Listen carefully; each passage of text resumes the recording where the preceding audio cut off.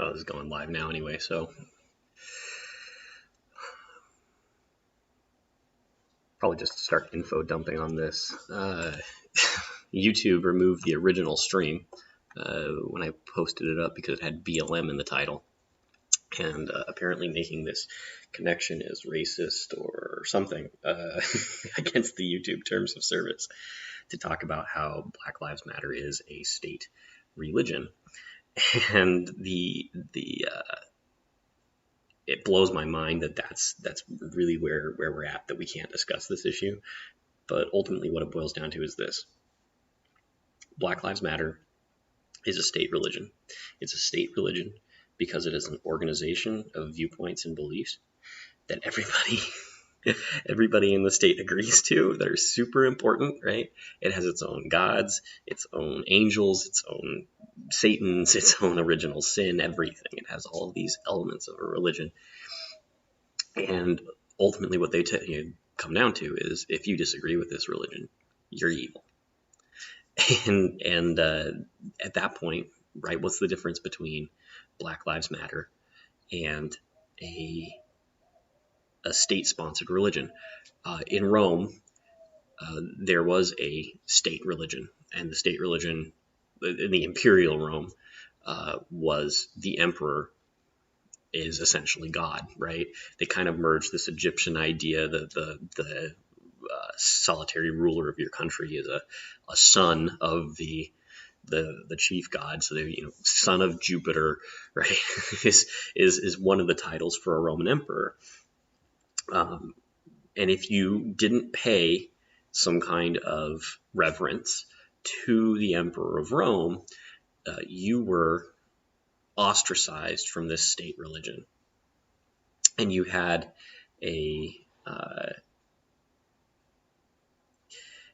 prohibition against you being a member of the state, a citizen. It would have been scandalous for you to be a citizen, right? You had to fall in line with this viewpoint of the Roman Empire. And if you didn't do the things that they told you to do, they'd ostracize and kill you.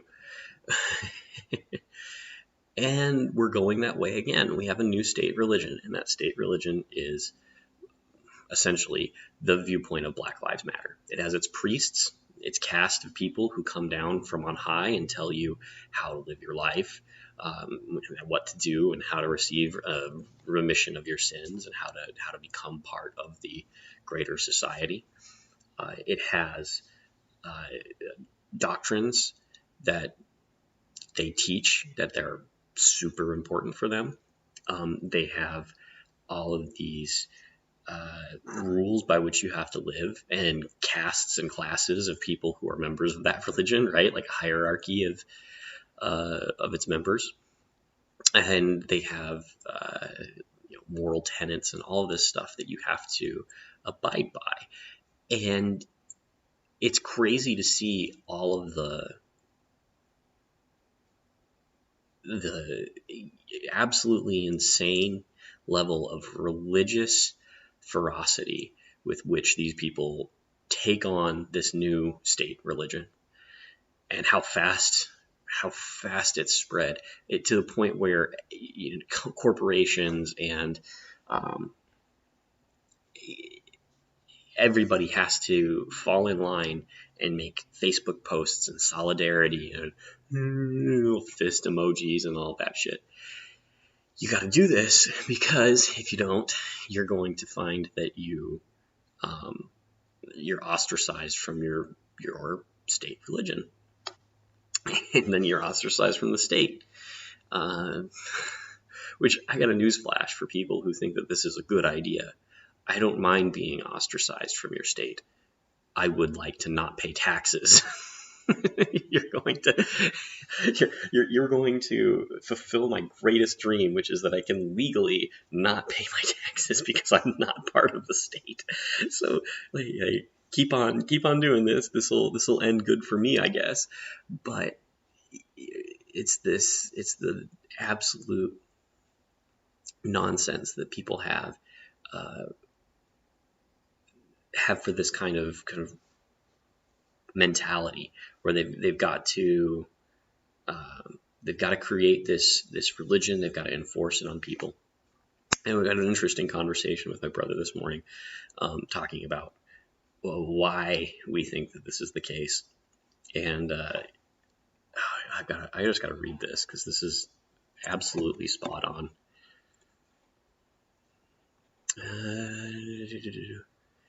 He says Haidt points out that in his morality test results that left-wingers have unbalanced moral foundations.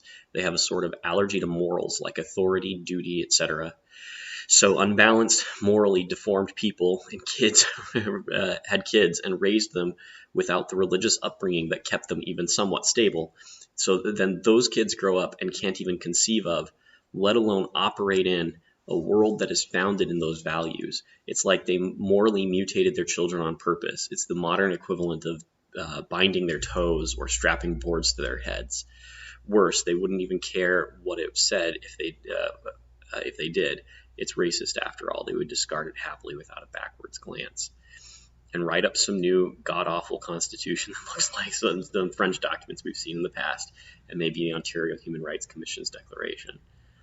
In the not-too-distant future, MLK will be canceled too. He'll be considered an Uncle Tom, and they'll tear down his statues too. It's a religion. It's a state-sponsored religion. They have heresy. They have what to do with people who don't associate with that religion. And I think even worse, it's not just a religion, a kind of religion, it's a cult. Cults have very specific behaviors that they do.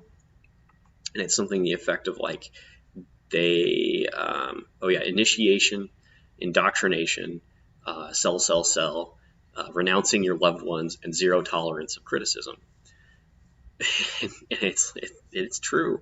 There's an initiation, right? You have to renounce your white privilege, or you have to be of a specific class of people. And then you have to be indoctrinated into all of its belief systems. And then you're encouraged to go out onto Facebook and social media and spread the message.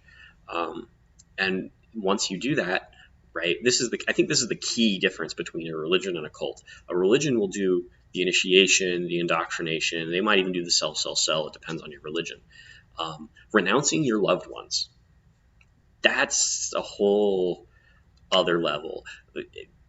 Whatever you believe, good people don't throw away the people in their lives who made them and helped them.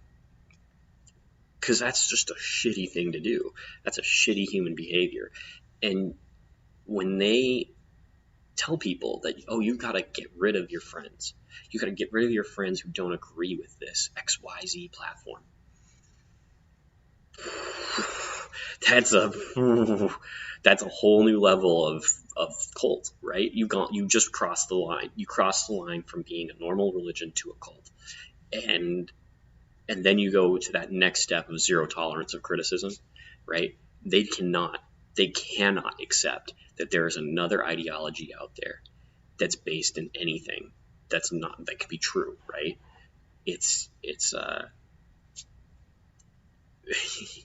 They absolutely have to abolish all other viewpoints and beliefs. And it truly is. It's a state religion. It has no basis in reality, in fact, or in history. They want to pretend like it does because they latch on to some historical events that are verifiably true. Slavery existed, but they go down a whole different path. And the crazy thing is that we have gotten to a place where we can't even discuss issues of slavery without making people super angry or super uncomfortable.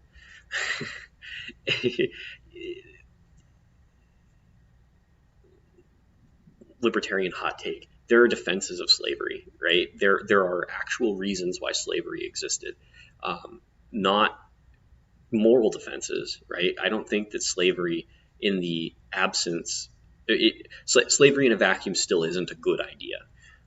But in the absence of alternatives, slavery is an inevitable consequence of life. And what it boils down to is this. In the pre-modern world, we didn't have money. There wasn't such a thing, and we certainly didn't have the ability to tokenize money, to turn it into a dollar bill or a coin, right? And so if you had to pay workers, you would have to pay them with specie, silver and gold coin. The problem with that is that you can't transport a lot of it, right? You can't move millions of dollars of payroll every year. And so you basically come to this natural problem where interactions that don't involve just two people or three people, hold up, 4 fingers, 3 people, two or three people, you run into the issue that you can't really exchange the value of currency effectively. You get to a point where it becomes harder for you to acquire that currency than it's worth for you to make that exchange. And it gets worse and worse when you start adding on regular expenses like labor expenses. So you're going to see when you have a society where it's like, okay, here's 2 tons of gold to pay for your payroll. They're going to be like, well, we can't do that, and we can't move that every day. And so naturally other kinds of arrangements take form, right? And it's arrangements like, I'll work for food. If you provide the land, then I will provide you the food. Or if you grant us certain benefits every year, we will protect, we'll serve in your army, things like that, those kinds of relationships. Feudalism is the way that society naturally organizes without money, and it's how it worked throughout the time, all of human history, up until we started inventing modern banking. And the advent of modern banking basically revolutionized the world and allowed Europeans to stop enslaving each other, and then eventually to stop enslaving the world.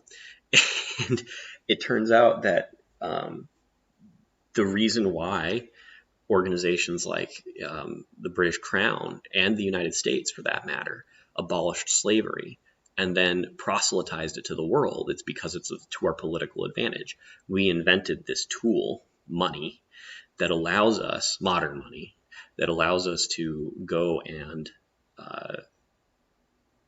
pay people for their labor, as opposed to having these kinds of feudalistic relationships where you force people to welcome to my one new viewer. You don't have to have this feudalistic relationship where the government issues you stuff in exchange for your labor, and you have to have that